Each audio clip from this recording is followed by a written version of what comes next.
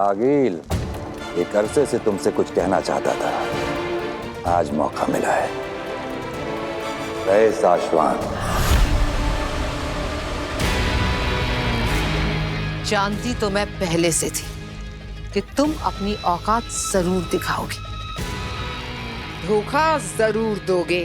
फिर भी बालवीर को मारने का लालच तुम्हें यहाँ खींच लाए।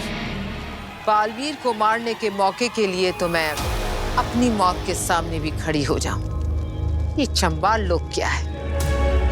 तुम अपनी मौत के सामने ही खड़ी हो आगिल। इतना आसान नहीं है शशमाग। उत्तान, जान लो, आगिल को कब्जे में करना इतना आसान नहीं है। मैं यहाँ पर आई तो जरूर हूँ, लेकिन अपने वापस जाने का इंतजाम करके।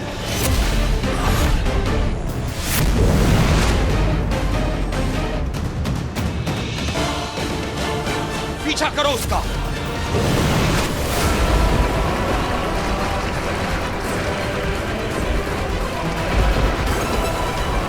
आगिल, रुक जाओ। चंबाल लोग के जानवरों, आगिल पे हमला करो, उसको भागने मत देना।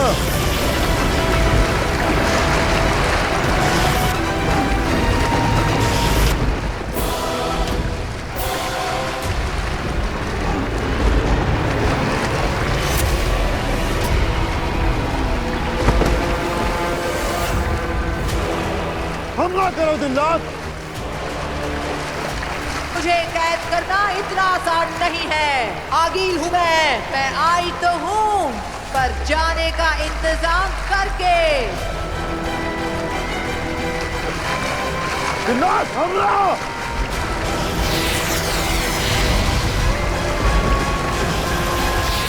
संभाल के।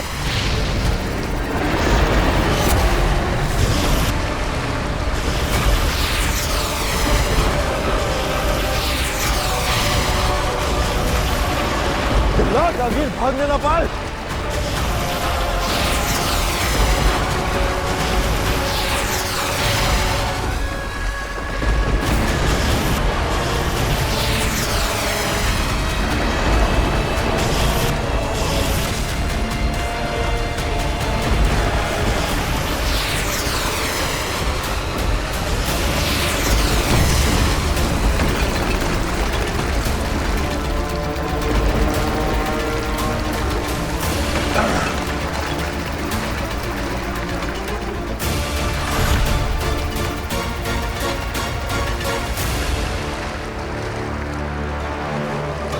भाग गई आगिल। और ये है हमारा घर।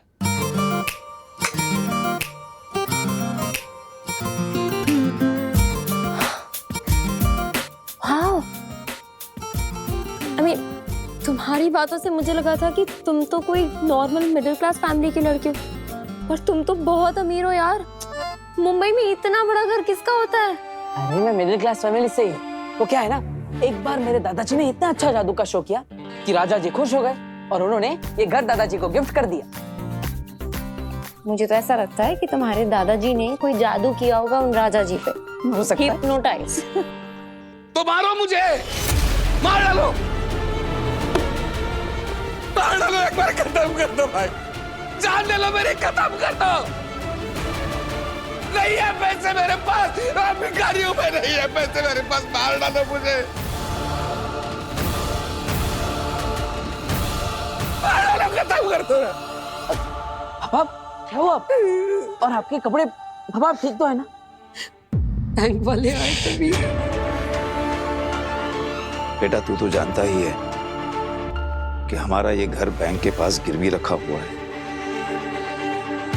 कुछ महीनों से हम लोग EMI नहीं दे पाए, तो वो लोग आज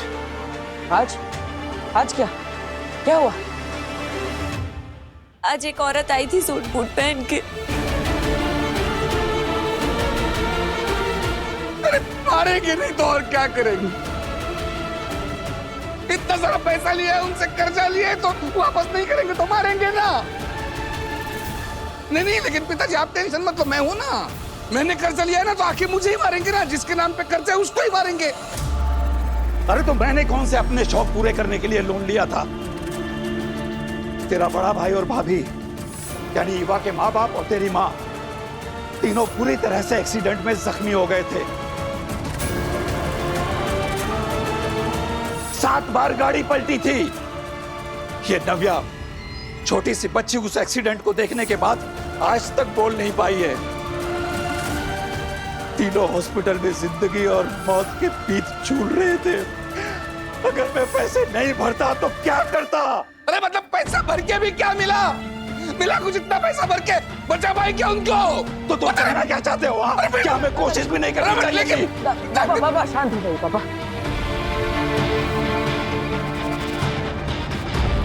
दादाजी आप भी शांत हो जाइए। बैठिए। अंधेर, तेतरा, भीम सलाम अंधेर। हिमसलाम आगिल। काशवी मिली? मार गिराया उसे? काशवी तो मिल गई आगिल, लेकिन हमने उसे मारा नहीं। तो तुम कर क्या रहे थे वहां पर? जब हम काशवी को ढूंढ रहे थे ना आगिल, तो उसके साथ हमें बालवीर मिल गया।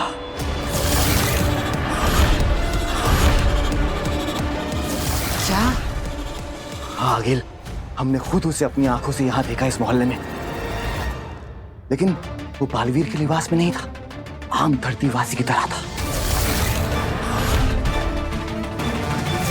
तुम होश में तो हो? क्या बोल रहे हो? हाँ आगिल, अपने पूरे होशोहवास में देखकर ही आपको बता रहा हूँ, वो बालवीर ही है।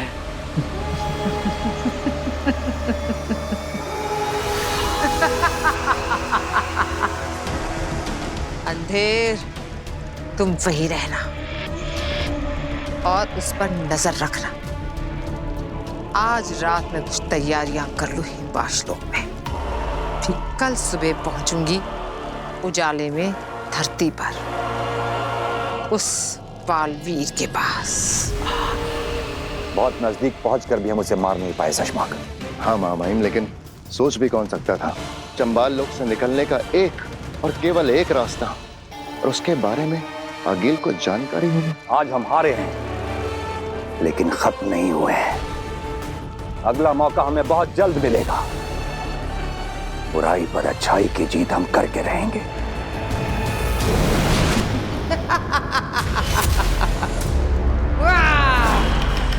15 दिनों में बालवीर से अकेले लड़ने का वादा किया था, लेकिन तुमने उससे पहले ही धोखे से मुझे मारने की कोशिश की। अब आगील बदला लेगी, जवाब देगी तुम्हें। उत्तान, अब तेरा बालवीर, तेरा मरा बालवीर तेरे ही देश में, तेरे ही कदमों में फेंक कर जाएगी आगील, 15 दिनों से पहले। हाँ, हाँ।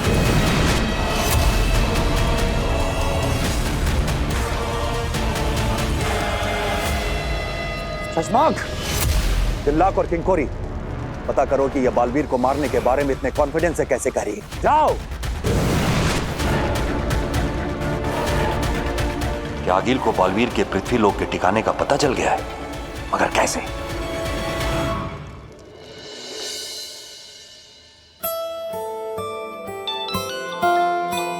काश।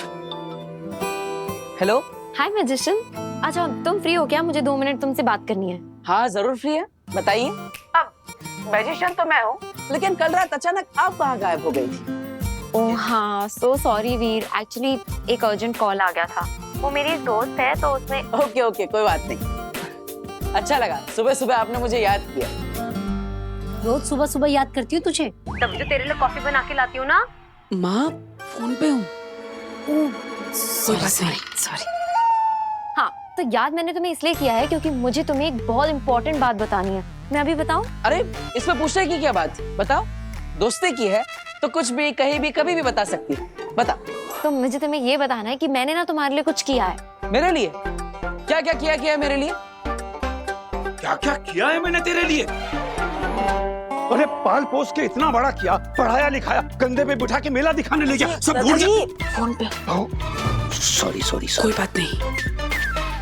हाँ बोलो बोलो। तो मैं ये बोल रही थी कि मेरी ना एक दोस्त है, हाँ, वो एक बहुत बड़ी इवेंट ऑर्गेनाइजर है और उसका एक बहुत बड़ा इवेंट है अभी इसी हफ्ते मुंबई में ही। अरे वाह, तो शो की टिकट ली है तुमने मेरे लिए?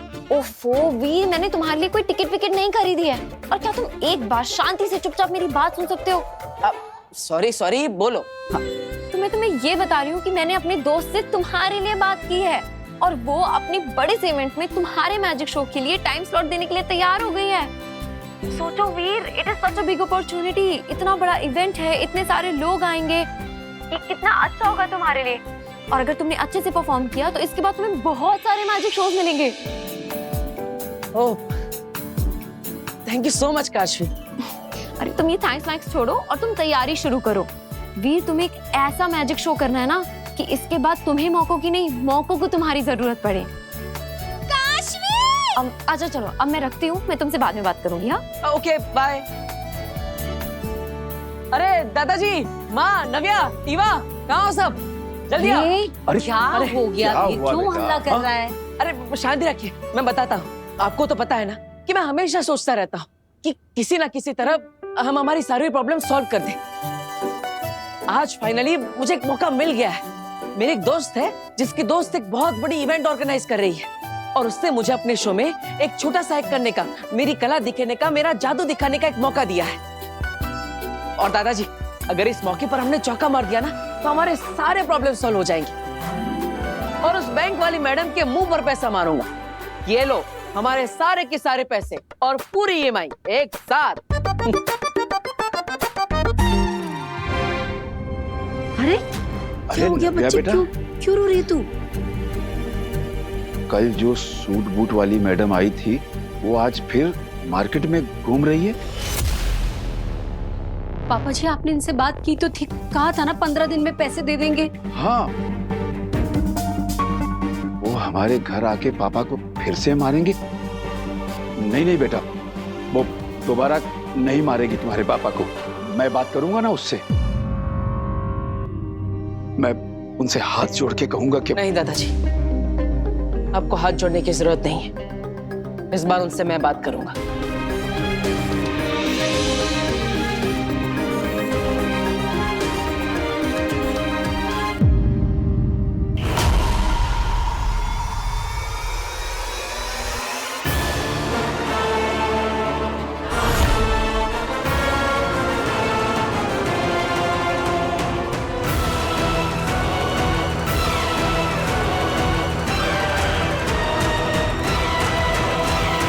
आगिल, हम यहाँ सिर्फ बंदूक लेकर आए हैं। इसकी गोली से काशवी तो मर सकती है, पर क्या इन गोलियों से बालवीर मरेगा? काशवी मरेगी पर बालवीर नहीं मरेगा, लेकिन वो गिरेगा जरूर।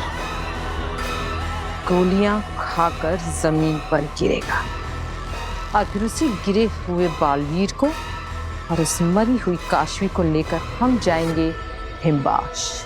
और इससे पहले कि बालवीर के बनाने वालों को खबर पहुंचे, मेरा महाजादू खेल कर चुका होगा। अंधेर, तेतरा, जाओ अलग अलग दिशा में फैल जाओ। और हाँ, वो बालवीर दिखे तो पहले मुझे बुलाना, क्योंकि उसके साथ जो भी होगा मेरी आंखों के सामने होगा। चलो।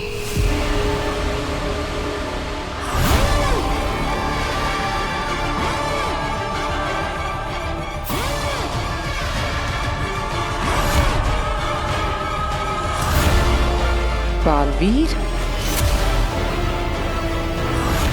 अगर मैं अपनी जादुई शक्ति के साथ पृथ्वी लोक आती तो अपने जादू से ही बालवीर को खत्म कर देती, पर अभी मुझे इस बंदूक से ही काम चलाना पड़ेगा।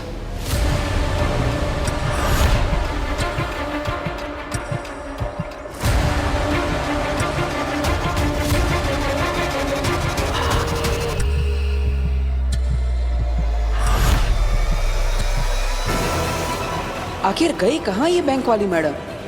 नव्या ने तो कहा था वो हमारे घर की तरफ ही आ रही है।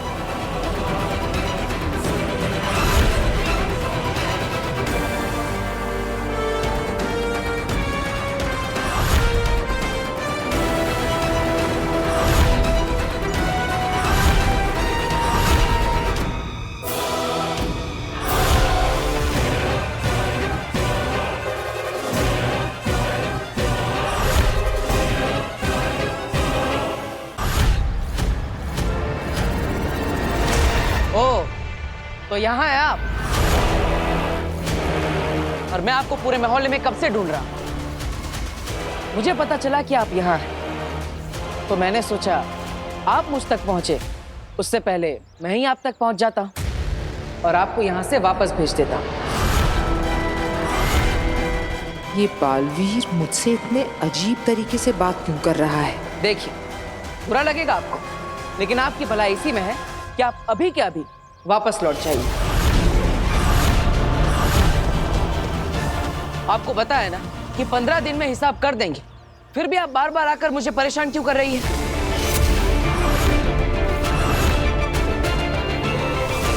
15 दिन बाद पूरा हिसाब करेंगे और इस बार हम चुकेंगे नहीं, किसी सुनसान लोक पर मिलेंगे। ठीक 15 दिन बाद। 15 दिन बाद कब क्या कैसे करना है वो मैं आपको सब बताऊंगा, लेकिन तब तक आप वापस मत आइएगा। Good bye madam.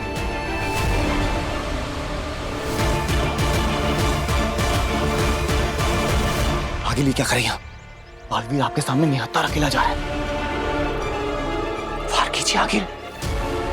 अरे हाँ मैडम, एक बात तो बताना भूल ही गया हम आपको। हमारा नाम है वीर, वीर भारद्वाज।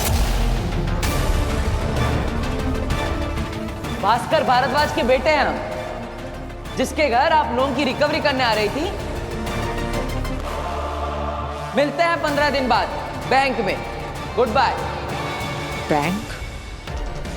ये बात समझ में नहीं आई। मैं इस वीर भारद्वाज से थोड़ा और मिलकर आती हूँ।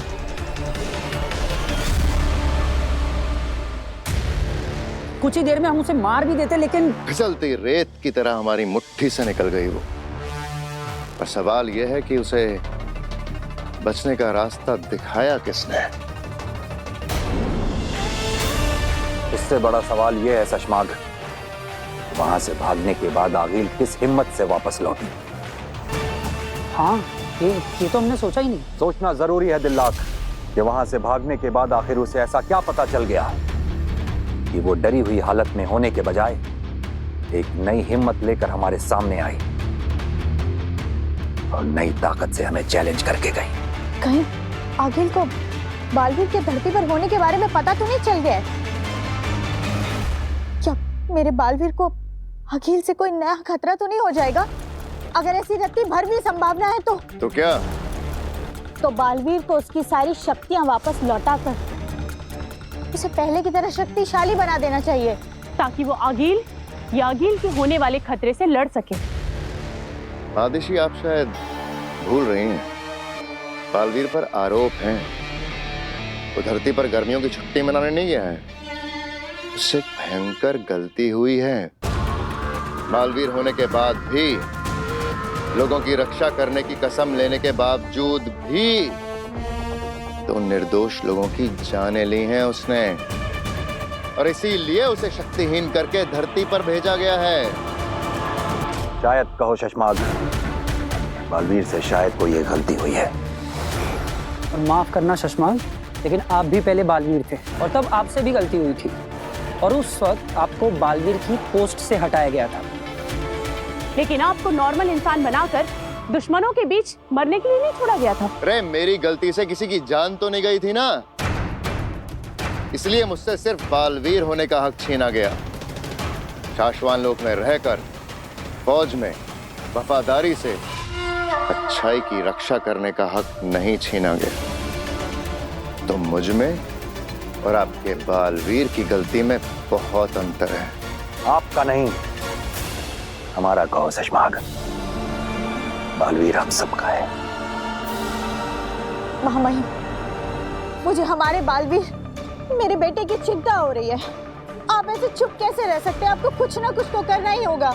जी महामहिम, आगिल ऐलान करके गई है कि वो हमें बहुत जल्द हराएगी। वो तो ये भी कहकर गई है कि हम कितना भी हाथ पैर मार ले, हम उससे नहीं जीत सकते।